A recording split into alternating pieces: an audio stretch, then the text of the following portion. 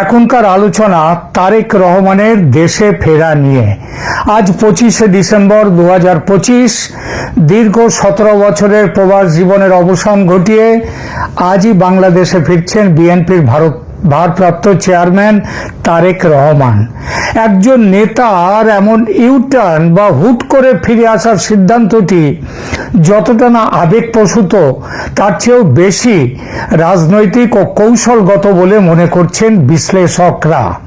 কি সেই রাজনৈতিক চাপ ও কৌশলগত প্রেক্ষিত, সেটা দেখা যাক। সারা পৃথিবীর রাজনৈতিক বিশ্লেষকদের একটা বড় অংশ বলছে তারেক রহমানের দেশে প্রত্যাবর্তনের মূলে আছে ভারতীয় কূটনৈতিক চাপ এবং দক্ষিণ এশিয়ার ভূ রাজনৈতিক বাস্তবতা, যার জন্য আপাত অপ্রত্যাশিত মনে হলেও এই রাজনৈতিক গতিপথ পরিবর্তন বা তারেক রহমানের আচরণের যে পরিবর্তন দেখা যাচ্ছে, এটা অস্বাভাবিক নয়, বরং এটি দক্ষিণ এশিয়ার একটি প্রকৃত ভূ রাজনৈতিক গল্প বলছে। ভূ রাজনৈতিক পথ সেটা খুলে ধরছে।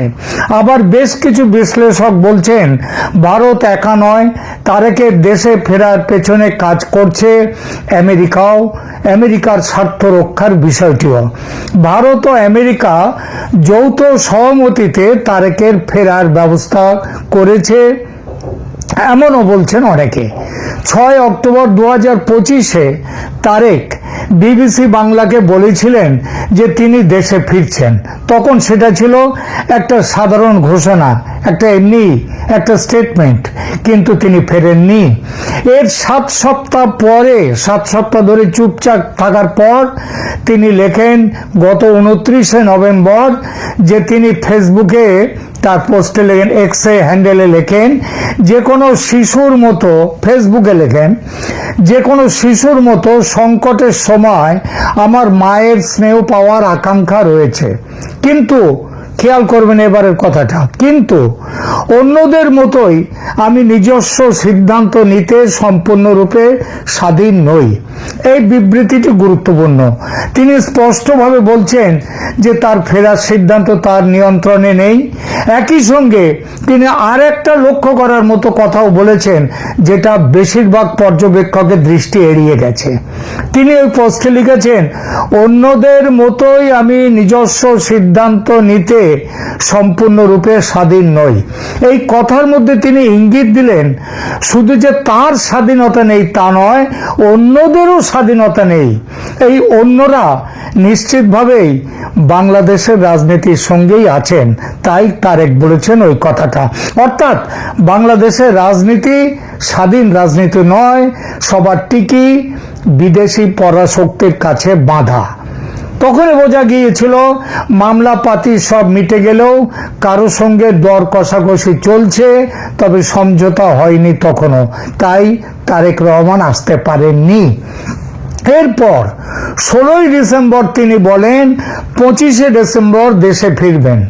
29শে নভেম্বর থেকে 16ই ডিসেম্বর, এই প্রায় 2 সপ্তাহ সময়ে কি এমন ঘটলো যে তারেক নিজের সিদ্ধান্ত পাল্টে নিলেন? গবেষণা প্রমাণ করে যে তারেক রহমানের বিলম্ব শুধুমাত্র মায়ের স্বাস্থ্য নয়, বরং ভারতের সাথে বিএনপির গোপন আলোচনার কারণেই দেরি হচ্ছিল। মানে মা অসুস্থ, তাকে দেখতে আসার জন্য তিনি ছুটে আসবেন, সে পরিস্থিতি ছিল না। এরপরে মায়ের স্বাস্থ্য কি সত্যিই খারাপ ছিল, সে বিষয়টা পরে আসছে। 24শে ডিসেম্বর প্রকাশিত একটি বিশ্লেষণ, এই বিশ্লেষণটা হচ্ছে যে মানি কন্ট্রোল বলে যে পত্রিকা, যে বড় সংবাদ মাধ্যম মানি কন্ট্রোল, বিশ্বব্যাপী তার নাম আছে, সেই মানি কন্ট্রোলে সেখানে 24শে ডিসেম্বর প্রকাশিত একটি বিশ্লেষণ স্পষ্ট লিখল, ভারত সরকারের সাথে একাধিক রাউন্ডের গোপন আলোচনা শেষ না হতে তারেক রহমানের লন্ডন থেকে ফেরার বিলম্ব ঘটছিল। বিএনপি নেতৃত্ব এবং ভারত সরকার তাদের স্বার্থ রক্ষার জন্য একটি কার্যকর চুক্তিতে পৌঁছানোর পরেই তারেকের ফিরে আসার পথ স্পষ্ট হয়েছে। গ্লোবাল নামি মিডিয়া, ওই যে বললাম মানি কন্ট্রোল, তারা 24শে ডিসেম্বরে ওই প্রতিবেদনে কি লিখেছে আমি ইংরেজিটা, বাংলা তো আগে বলেই দিলাম, এরপরে ইংরেজিটা পড়ি। Tarique Rahman's return to Dhaka signals new Delhi's tacit understanding with a resurgent Bangladesh Nationalist Party and India's clear-eyed acceptance at long last of the impending reality of BNP taking up the reins of power after the elections in February. একদম এই কথাগুলোর বাংলা অর্থ হলো, তারেক রহমানের ঢাকায় প্রত্যাবর্তন একটু পুনরুজ্জীবিত বাংলাদেশ জাতীয়তাবাদী দলের সাথে নয়াদিল্লির অলিখিত বোঝাপড়া এবং ফেব্রুয়ারির নির্বাচনের পর বিএনপির ক্ষমতা গ্রহণের অবশ্যম্ভাবী বাস্তবতাকে ভারতের পক্ষ থেকে অবশেষে স্পষ্টভাবে মেনে নেয়ার ইঙ্গিত দেয়। অর্থাৎ বাংলাদেশের সামগ্রিক পরিস্থিতি বিচার করে দেশকে জামায়াতে ইসলামীদের হাত থেকে বাঁচাতে, পাকিস্তানি অনুপ্রবেশ রুখতে এবং ভারতের জিওপলিটিক্যাল স্বার্থ রক্ষা করতে ভারত অবশেষে বিএনপিকে মেনে নিল এবং বিএনপিও কিছু সমঝোতার মাধ্যমে সেই মেনে নেওয়াকে স্বীকৃতি তারা মেনে নিতে বাধ্য হলো।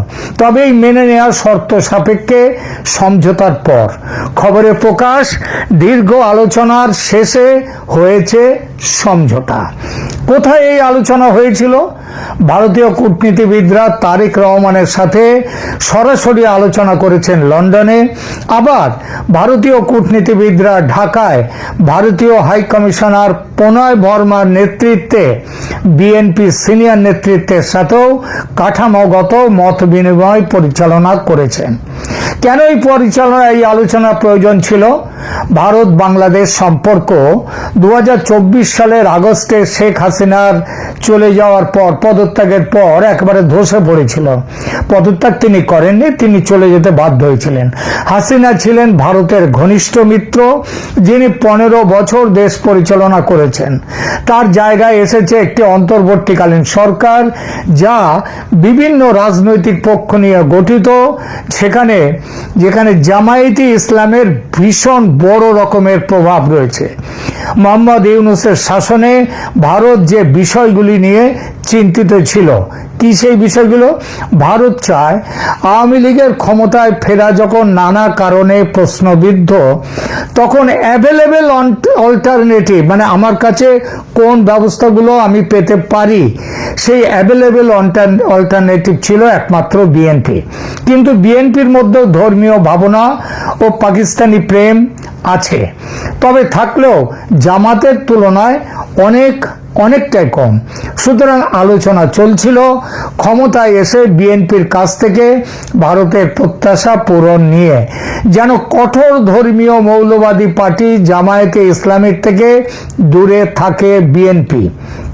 জামায়াত একই সঙ্গে তীব্র পাকিস্তানপন্থী দল এবং সেই দল যেন ছলে বলে কৌশলে ক্ষমতায় না আসতে পারে, বিএনপিকে সমর্থন দিয়ে সেটা নিশ্চিত করা। এতে স্বার্থ যে শুধু ভারতের তা নয়, ভারতের 4000 কিলোমিটার সীমান্ত বাংলাদেশের সাথে রয়েছে। গঙ্গা, তিস্তা এবং অন্যান্য নদীর জল ভাগাভাগি দীর্ঘমেয়াদী সম্পর্কের জন্য গুরুত্বপূর্ণ। গঙ্গা জল বন্টন চুক্তির মেয়াদ শেষ হচ্ছে আগামী বছরের গোড়ার দিকে। সেই চুক্তির নবীকরণ বাংলাদেশের পক্ষে অত্যন্ত গুরুত্বপূর্ণ, সে বুঝলাম। কিন্তু এই যে সমঝোতা হলো, এই জন্য এত দীর্ঘ অপেক্ষা কেন? আগেই তো করে নেওয়া যেত। এর বড় কারণ, সবকিছুর একটা সময় থাকে। জুলাই অভ্যুত্থানের থিতিয়ে যাওয়ার অপেক্ষা ছিল, একটা রিকভারি পিরিয়ড দেয়া। একই সঙ্গে ইউনূস সরকারের জনপ্রিয়তা একেবারে খাদের অতলে চলে যাওয়ার অপেক্ষা। কিন্তু এই সঙ্গে আরো একটা বড় কারণ ছিল, সেটা হলো ভারত শেষ পর্যন্ত সুদীর্ঘ বহু বছরের 54 বছরের মিত্র আওয়ামী লীগকে ত্যাগ করতে চায়নি। এখন যে ত্যাগ করছে তা নয়, এটা বাস্তবতার নিরিখে একটা কৌশল গ্রহণ করা। আন্তর্জাতিক চাপ সৃষ্টি করেছে ভারত আওয়ামী লীগের জন্য, নির্বাচন যাতে ইনক্লুসিভ হয় বা আওয়ামী লীগ যাতে নির্বাচনে অংশ নিতে পারে তার চেষ্টা করেছে। সেই চেষ্টায় ভারত যে ব্যর্থ হয়েছে তা নয়, কিন্তু গোয়েন্দা সূত্র জানাচ্ছে এখন নির্বাচন হলে আওয়ামী লীগের জয়ের সম্ভাবনা খুব কম, কারণ দলের সাংগঠনিক অবস্থা মোটেই ভালো নয়। এই পরিস্থিতিতে বিএনপিকে পাশে নেওয়াটাই ভারতের জন্য বাস্তবসম্মত সিদ্ধান্ত। এই সিদ্ধান্ত অন্তত এই পরিস্থিতিতে বাংলাদেশের জন্য যথেষ্ট ভালো, কারণ দেশ একটা স্থিতিশীলতার দিকে যাবে। আবার এই সিদ্ধান্তে আমেরিকার সমর্থনও আছে। এরপরেই তারেক রহমানের বিএনপির সঙ্গে ভারতের দেয়া নেয়ার আলোচনা শুরু। এটা বোঝার জন্য তারেক রহমানের টাইম লাইনটা একবার দেখুন। 6 অক্টোবর তিনি ঘোষণা করলেন আমি ফিরছি। 29 নভেম্বর প্রায় 7 সপ্তাহ পরে তিনি ঘোষণা করছেন আমি স্বাধীন নই। 26 মানে 4 সপ্তাহ 5 সপ্তাহ পর আমি স্বাধীন নই। আবার 1 ডিসেম্বর তিনি ঢাকা ট্রিবিউন পত্রিকা তারা রিপোর্ট করছে যে আন্তর্জাতিক কূটনৈতিক মাত্রা এবং কয়েকটি শক্তিশালী দেশ তারেকের ফেরা বিলম্বিত করছে, একটা খবর দিয়েছিল। কিন্তু তারপরে 16 ডিসেম্বর তারেক রহমান নিজে ঘোষণা করলেন, চূড়ান্ত সবুজ সংকেত দিলেন যে 25 ডিসেম্বর তিনি ফিরছেন। এই যে এতগুলো এই যে বিলম্ব, এই বিলম্বে হচ্ছে গোপন আলোচনার সময় ছিল। তারেক রহমান সেই গোপন আলোচনাগুলো কি তারেক রহমান নিজেই স্বীকার করেছেন যে এই বিষয়টি সংবেদনশীল এবং বিস্তারিত শেয়ার করা যায় না। অর্থাৎ তাকে তো ভোট করতে হবে। এই পরিপ্রেক্ষিতে খালেদা জিয়ার অসুস্থতা কি সত্যি সত্যি অসুস্থতা, নাকি এটা তারেক রহমানকে দেশে আনার একটা রাজনৈতিক কভার? খালেদা জিয়া 23 নভেম্বর হাসপাতালে ভর্তি হয়েছিলেন ফুসফুসের সংক্রমণ নিয়ে। এটি সত্যিই গুরুতর। তিনি ভেন্টিলেটর সাপোর্টে রয়েছেন, সেটাও মিথ্যে নয়। কিডনি ডায়ালিসিস করাচ্ছেন, মিথ্যে নয়। এবং তার অবস্থা সংকটজনক এবং ভঙ্গুর। কিন্তু সত্যি কি প্রকৃত অবস্থা তেমন ছিল? কতবার তো শোনা গেছে খালেদা জিয়া তিনি বেঁচে নেই, তার মৃত্যু ঘটেছে। তাহলে তারেক রহমান তো অবিলম্বে 1 নভেম্বরে ফিরে আসতে চেষ্টা করতেন, যখন খালেদা জিয়ার অবস্থা সবচেয়ে সংকটজনক ছিল বলে বলা হচ্ছে। পরিবর্তে তিনি 20 নভেম্বর পর্যন্ত অপেক্ষা করেছেন, যখন তার নেতৃত্বের বিষয়টা অর্থাৎ ভারতের সাথে আলোচনাটা এগিয়ে গেছে। গুরুত্বপূর্ণভাবে তিনি 25 ডিসেম্বর ফেরার ঘোষণা করেছেন। এর মাত্র 3 দিন পর লন্ডনে ভেন্টিলেটর সাপোর্ট নেয়ার জন্য খালেদা জিয়ার যাওয়ার কথা আছে। কিন্তু এই সাপোর্ট নেওয়ার প্রয়োজন আসলে কতটা, সেই প্রশ্ন এখন তোলাই যায়। এটা পরামর্শ দেয় যে মায়ের অসুস্থতা যদিও বাস্তব এবং উদ্বেগজনক, তারেক রহমানের প্রকৃত অক্ষমতা ছিল দেশে আসার ভূ রাজনৈতিক বাধায়। এবার আসুন দ্বিতীয় একটি মাত্রায়। 12 ডিসেম্বর শরীফ ওসমান হাদি মাথায় গুলি খেয়েছিলেন। তিনি 19 ডিসেম্বর সিঙ্গাপুরে মারা যান। এটি বাংলাদেশের প্রতিবাদ এবং অস্থিতিশীলতায় সৃষ্টি করেছিল। কিন্তু সময় দেখুন, 12 ডিসেম্বর গুলি খান হাদি, তখন ভারত এবং বিএনপির আলোচনা চলছিল। এরপর হাদি 19 ডিসেম্বর মারা যান। ততদিনে তারেক রহমান সাথে ভারতের সমঝোতা হয়ে গেছে এবং তারেক রহমান 25 ডিসেম্বর ফিরবেন বলে 16 ডিসেম্বরেই ঘোষণা দিয়ে দিয়েছেন। সেই ঘোষণায় এবং বিএনপি ভারত সমঝোতায় চূড়ান্ত বিপদ বুঝে খেপে গেছে জামাত, এনসিপি, ইউনূস। এবং আজ তারা চাইছে এখন ভোট বানচাল করতে, এবং সেই লক্ষ্যে বাংলাদেশ জুড়ে যে ভয়ঙ্কর অশান্তি হয়েছে হাদির মৃত্যুর পর, তার পেছনের এটাও একটা বড় কারণ। কিন্তু এটা মনে রাখবেন, ভোট বানচাল করতে দেবে না ভারত এবং ভারতের সাথে আমেরিকাও। ভারতের কৌশলগত অবস্থান তাহলে কোথায় দাঁড়ালো? ভারত কেন বিএনপিকে সবুজ সংকেত দিয়েছে? 1, হাসিনার পতন গ্রহণ করা এবং তার ইমিডিয়েটলি ফিরে আসবেন না, আসার সম্ভাবনাটা নেই, এটা ভারতের মেনে নেয়া। অতএব পরবর্তী সেরা বিকল্প হল বিএনপিকে নিয়ন্ত্রণে রেখে সেখানে একটি স্থিতিশীলতার দিকে একটি সরকার প্রতিষ্ঠিত করা। দ্বিতীয় কারণ, জামায়াতকে বিচ্ছিন্ন করা। ভারতের জন্য সবচেয়ে গুরুত্বপূর্ণ হলো যে বিএনপি জামাতে ইসলামীর থেকে আলাদা হয়ে গেছে। জামাত এখন নিজে নির্বাচনে প্রতিদ্বন্দ্বিতা করছে তার মিত্রদের নিয়ে, সঙ্গে হয়তো এনসিপি থাকবে। 3 নম্বর, আপনারা তো লক্ষ্য করেছেন বিএনপি বেশ কিছুদিন ধরে মধ্যপন্থী অবস্থা নিয়েছে। এই যে এত গোলমাল হলো হাদি নিয়ে, বিএনপি কিন্তু কিচ্ছু বলেনি একটা কথা, এবং সেটা বলেনি বলে বিএনপির এক নেতা, তার মাথায় শ্রমিক সংগঠনের নেতা, তাকে গুলি করে হত্যা করার চেষ্টা করা হয়েছে। বুঝতেই পারছেন কোন পক্ষ থেকে চেষ্টাটা হচ্ছে। বিএনপি, এই যে তারেক রহমান এবং বিএনপির সিনিয়র নেতৃত্ব এখন নিজেদের উদার, গণতান্ত্রিক এবং ধর্মনিরপেক্ষ পার্টি হিসেবে প্রচার করছে। একই সঙ্গে ভারত বিরোধী বয়ান সেগুলো আর দিচ্ছে না। চতুর্থ কারণ, কেন বিএনপির সাথে সমঝোতা করে এগিয়ে আসতে হয়েছে? ভারত বাংলাদেশের অর্থনৈতিক জীবনে অত্যন্ত আধিপত্যশীল অবস্থান আছে ভারতের। বাণিজ্য, এনার্জি, মানে বিদ্যুৎ ইত্যাদি, সীমান্ত অতিক্রম, সব কিছুতেই একটি নতুন সরকার এই বাস্তবতা উপেক্ষা করতে পারে না। সুতরাং বিএনপিকে সেটা মেনেই চলতে হবে। আমেরিকার ভূমিকাটা কি ছিল? ভারতের ভূমিকা নিয়ে এতক্ষণ বেশি বললাম। আমেরিকার ভূমিকা কিন্তু সীমিত এবং পরোক্ষ। প্রশ্নটি হচ্ছে সীমিত এবং পরোক্ষ। এই প্রশ্নটি হচ্ছে হাসিনার পতন সম্পর্কে মিশ্র মতামত রয়েছে।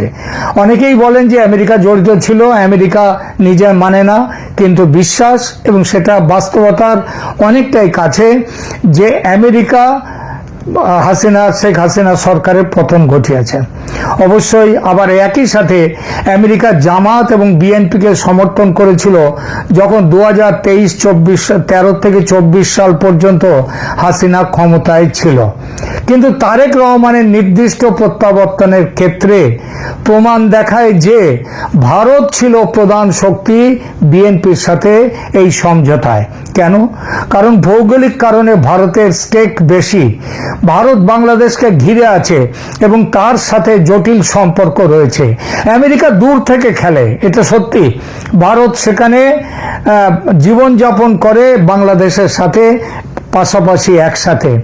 মূল সত্যটা তাহলে কি? তারেক রহমান দেশে ফিরছেন কারণ ভারত তাকে অনুমতি দিয়েছে বিএনপি নেতৃত্বের সাথে গোপন আলোচনার মাধ্যমে। 2, তারেক এবং বিএনপি ভারতের শর্তগুলো গ্রহণ করেছে, জামাত থেকে দূরত্ব এবং মধ্যপন্থী অবস্থান বজায় রাখা এবং পাকিস্তানের সাথে সম্পর্কে দূরত্ব তৈরি করা। নির্বাচন ফেব্রুয়ারিতে, তার মানে হচ্ছে সমঝোতার পর তারেক রহমান দেশে ফিরছেন নির্বাচন আছে বলেই। আর সমঝোতার পর ভারত এখন চায় নির্বাচন হোক চায় আমেরিকাও। সুতরাং নির্বাচন হচ্ছেই ফেব্রুয়ারিতে, চেষ্টা করেও পেছানো যাবে না। তারেক রহমান 25 ডিসেম্বর দেশে ফিরছেন কারণ তার মা হঠাৎ সুস্থ হয়ে গেছেন, বা আমেরিকা তাকে আসতে বলেছে, ভারত তাকে আসতে বলেছে, তাই তিনি ফিরছেন কারণ বিএনপি এবং ভারত একটি কার্যকর ভূ রাজনৈতিক চুক্তিতে এসেছে যা দুই পক্ষের অনেক উদ্বেগকে সম্বোধন করে। এটি দক্ষিণ এশীয় রাজনীতিতে কঠোর বাস্তবতা, এতে উপকার দুই দেশেরই। সবশেষে আওয়ামী লীগ নিয়ে দুটো কথা। ভারত কিন্তু বাংলাদেশের কঠোর বাস্তবতা মেনে শেখ হাসিনার সঙ্গে আলোচনা করেই বিএনপির সঙ্গে সমঝোতায় গিয়েছে। সমঝোতার অন্যতম শর্ত আছে জামায়াতি অপরাধ ট্রাইব্যুনালের রায়, যেখানে শেখ হাসিনার মৃত্যুদণ্ড দেয়া হয়েছে সেই রায় বাতিল করা। এমনকি যে অর্ডিন্যান্স মাধ্যমে বাংলাদেশের এই অপরাধ ট্রাইব্যুনালকে গঠন করা হয়েছে বর্তমানে, সেটাকে বাতিল করে দেয়া হবে। নতুন সরকার তুলে নেওয়া হবে আওয়ামী লীগের ওপর থেকে সব নিষেধাজ্ঞা। দেশের সত্যিকারের গণতান্ত্রিক ব্যবস্থার প্রত্যাবর্তন নিয়েও প্রতিশ্রুতি দিয়েছেন তারেক রহমান, যেখানে আওয়ামী লীগেরও অংশগ্রহণ থাকবে। তবে সেটা তারেক রহমান ক্ষমতায় আসার পর আগামী এই ফেব্রুয়ারির ইলেকশন নয়, তারপরে ইলেকশনে। ততদিন আওয়ামী লীগ তার নিজের ঘর গুছিয়ে নিতে পারবে। একদিক দিয়ে দেখলে বাংলাদেশের অন্ধকার দূর হওয়ার একটা আলো অন্তত দেখা যাচ্ছে। এটাই নতুন বাস্তবতা।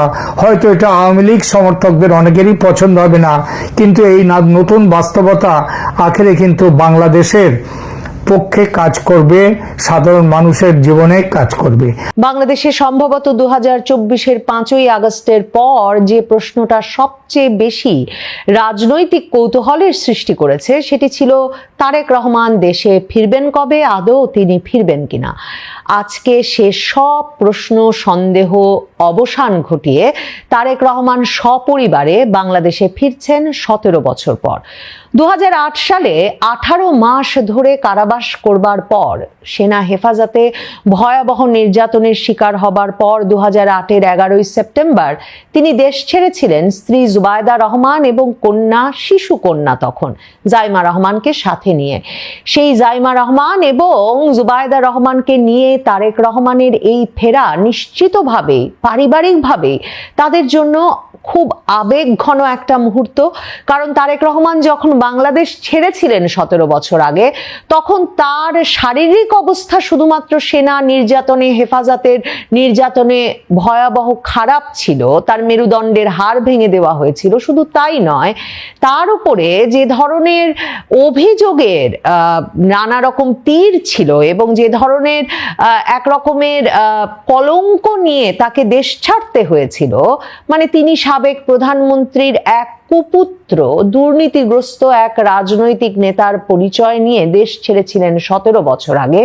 এরপর থেকে সব সময় দলের সাথে থেকে, মায়ের সাথে থেকে ভার্চুয়ালি রাজনৈতিক কর্মকাণ্ডে সর্বতোভাবে মনোযোগ দিয়ে আজকে যখন তারেক রহমান তার কন্যা, যিনি এখন প্রাপ্তবয়স্ক, সেই তরুণী কন্যা জাইমা রহমান কিংবা স্ত্রী ডাক্তার জুবায়দা রহমানকে নিয়ে যখন ফিরছেন, তখন সারা বাংলাদেশ তার জন্য অপেক্ষা করছে, কৌতূহল নিয়ে, আগ্রহ নিয়ে। আর নেতা কর্মী সমর্থকরা সহ বাংলাদেশের ব্যবসায়ীদের একটি অংশ, সম্পাদকদের একটি অংশ, সুশীল সমাজের একটি অংশ অধীর আগ্রহে অপেক্ষা করছে যে তারেক রহমানই সম্ভবত ভবিষ্যৎ বাংলাদেশের প্রধানমন্ত্রী এবং একমাত্র নিরাপদ চয়েস, যিনি একটা মধ্যপন্থার বাংলাদেশ এই দুঃসময়ে, মানে একটা ঝুঁকিপূর্ণ যে সময় তৈরি হয়েছে বাংলাদেশে, যেখানে বাংলাদেশ কোন পথে হাঁটছে একটা বিরাট অংশের মানুষ বুঝতে পারছেন না, চরম পন্থার দিকে যাচ্ছে কিনা বাংলাদেশ,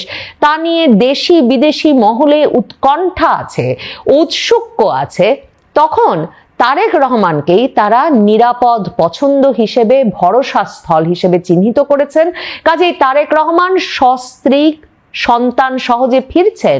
এই ফেরাটা 2008 সালের 11ই সেপ্টেম্বরের তুলনায় অনেক অনেক আলাদা। নিশ্চিতভাবে তারেক রহমান, জুবায়দা রহমান, জাইমা রহমান তিনজনেই ভীষণভাবে আবেগাপ্লুত থাকবেন তাদের দেশের মাটিতে ফেরার বিষয়টা নিয়ে।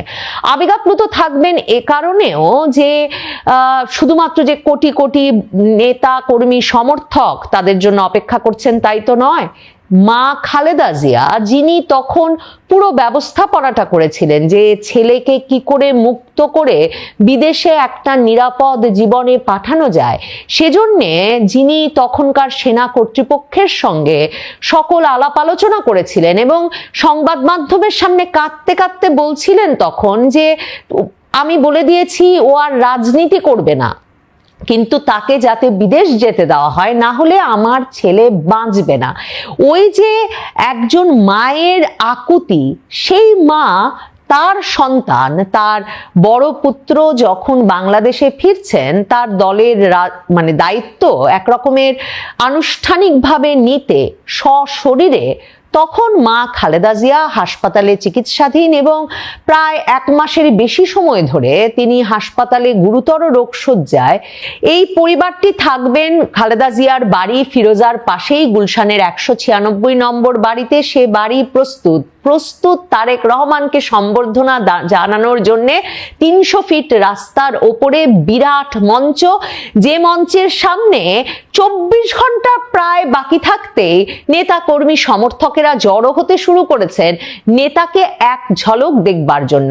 সকাল 11টা 20 মিনিটে ঢাকায় নামবেন তারেক রহমানের বিমান বাংলাদেশ এয়ারলাইন্সে, কিন্তু জুবাইদা রহমান জাইমা রহমানও সম্বর্ধনা স্থলে সেই মঞ্চে এসে ভক্তদের সমর্থকদের দেখা দেবেন কিনা সেটা কিন্তু বিএনপির তরফে পরিষ্কার করা হয় নাই। সরকারের কাছে এসএসএফ এর জন্য, অর্থাৎ প্রধানমন্ত্রী বা ভিভিআইপি পদমর্যাদার ব্যক্তিরা যে স্পেশাল সিকিউরিটি ফোর্সের নিরাপত্তা সুবিধা পান, বিএনপি সেই আবেদন জানালেও সরকার তেমন কোনো ব্যবস্থা করছে না। তবে প্রধান উপদেষ্টার প্রেস সচিব শফিকুল আলম, স্বরাষ্ট্র উপদেষ্টা সকলেই জানিয়েছেন যে তারেক রহমানের আগমনের জন্য সরকার সর্বোচ্চ নিরাপত্তা ব্যবস্থা গ্রহণ করেছে। ঢাকা মেট্রোপলিটন পুলিশও বলেছে যে তারা সম্পূর্ণ একটা নিরাপত্তা বলয় গড়ে তুলবার জন্য প্রস্তুত। এই যে সম্বর্ধনা সভা, সেখানে তারেক রহমান একাই বক্তব্য রাখবেন। খুব সংক্ষিপ্ত সম্বর্ধনা সভা শেষে তিনি চলে যাবেন এভার কেয়ার হাসপাতালে মাকে এক ঝলক দেখতে, মায়ের সঙ্গে কিছু সময় কাটাতে। মানে অধীর আগ্রহে মায়ের স্নেহ স্পর্শের জন্য যে তারেক রহমান অপেক্ষা করছেন, নভেম্বরের শেষেও কিন্তু সে কথা লিখে তিনি বলেছিলেন, তবু তিনি দেশে ফিরতে পারছেন না এবং কারণটাও জানানোর মতো পরিস্থিতিতে তিনি নাই। সেই তারেক রহমান যে কয়েক সপ্তাহের ব্যবধানে এমন একটা সম্বর্ধনায় দেশে ফিরতে পারছেন, সেটা আসলে বাংলাদেশের রাজনীতির অনেক বদল ঘটে যাবার ফল। কিন্তু তারেক রহমান ফিরলে কি সত্যি সব হিসাব বদলে যাবে? অনেক হিসাব বদলে তারেক রহমান ফিরেছেন বটে, কিন্তু তিনি ফিরলে যে হিসাবগুলো বদলে যাওয়ার কথা, নির্বাচন নিয়ে সকল সংশয় উদ্বেগ দূর হয়ে যাওয়ার কথা। প্রথম আলো সম্পাদক মতিউর রহমান তারেক রহমানের স্বদেশ প্রত্যাবর্তন উদযাপনের জন্য বিএনপি যে সভার আয়োজন করেছিল, সেখানে গিয়ে বলেছেন তারেক রহমান আরো আগে ফিরলে হয়তো দেশের এই অবস্থা হতো না, এবং তিনি আশা প্রকাশ করেছেন যে নির্বাচন নিয়ে অনেক শঙ্কা তারেক রহমান ফিরলে কেটে যাবে। কিন্তু সত্যি কি নির্বাচন নিয়ে সকল শঙ্কা কেটে যাবে? শঙ্কার একটা বিরাট জায়গা হচ্ছে নিরাপত্তা সংকট।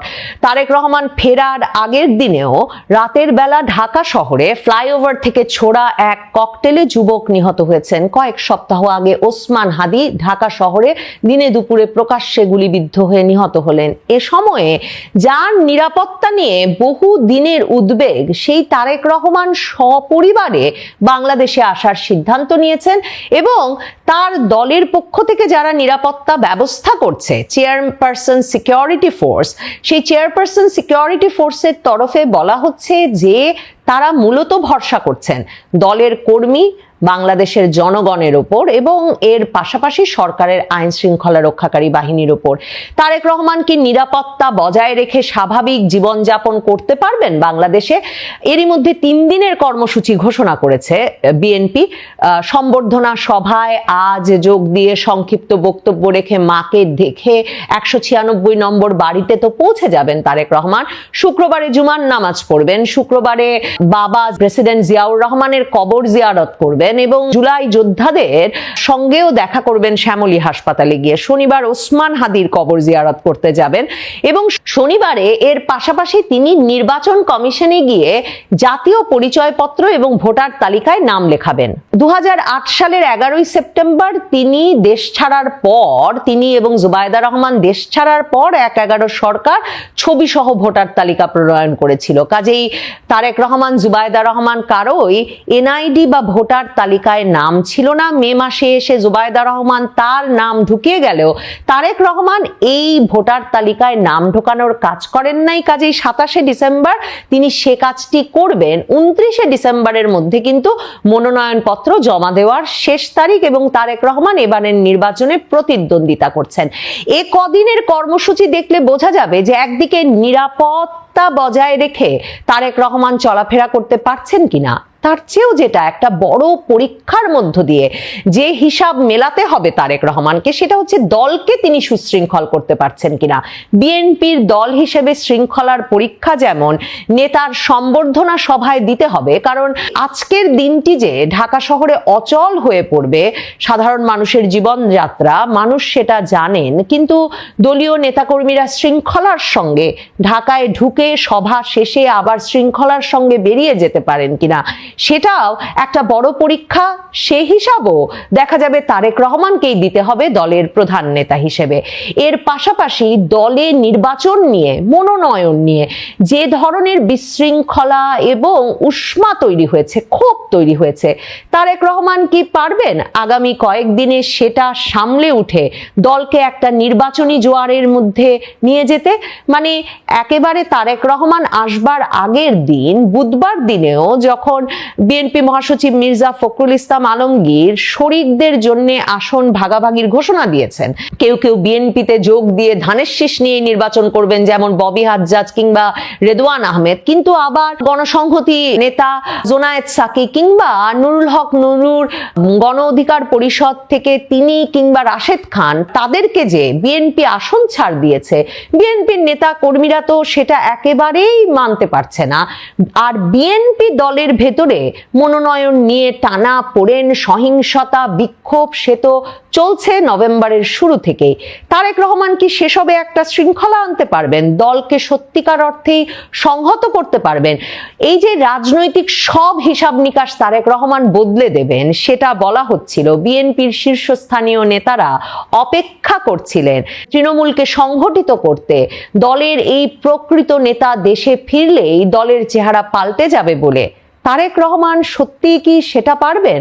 এমন অনেক পরীক্ষা তারেক রহমানকে দিতে হবে। তারেক রহমান কি পারবেন ডক্টর ইউনূস সরকার এবং অন্যান্য যে রাজনৈতিক শক্তিশালী পক্ষগুলো আছে, জামায়াতে ইসলামী, জাতীয় নাগরিক পার্টি, তাদের সঙ্গে একটা সক্রিয় বোঝাপড়ার মাধ্যমে সত্যিকার অর্থে নিশ্চিতভাবে ফেব্রুয়ারির নির্বাচনটা আদায় করে নিতে?